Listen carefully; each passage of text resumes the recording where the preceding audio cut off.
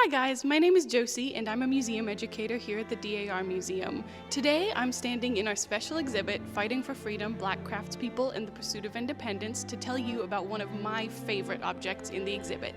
So this portrait here depicts Dennis Doram, and the existence of this painting tells us a story about success and contradictions in the pre-Civil War American South. In 1839, Dennis Doram paid artist Patrick Henry Davenport to paint a matching pair of portraits of him and his wife, Diademia. Commissioning and displaying family portraits was a way to show off their economic and social standing.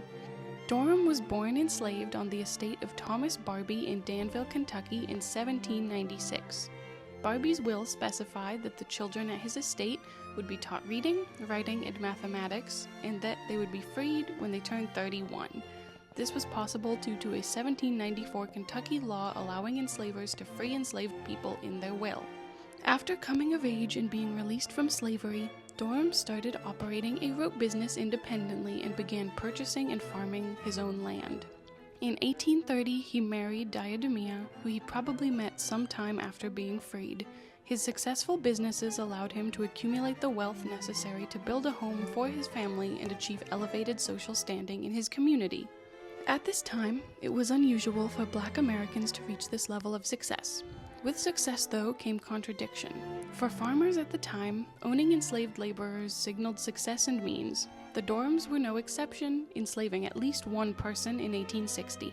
The American legal, political, and social landscape of the mid-1800s was extremely hostile towards Black people owning land, managing businesses, and accumulating wealth. Though the Dorams were the wealthiest Black people in Boyle County, Kentucky, they owned less than a fifth as much land as the county's wealthiest white family.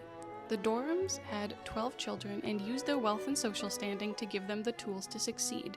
They enrolled all of their children in school when they were young, and at least one child, a daughter named Sarah, attended Berea College.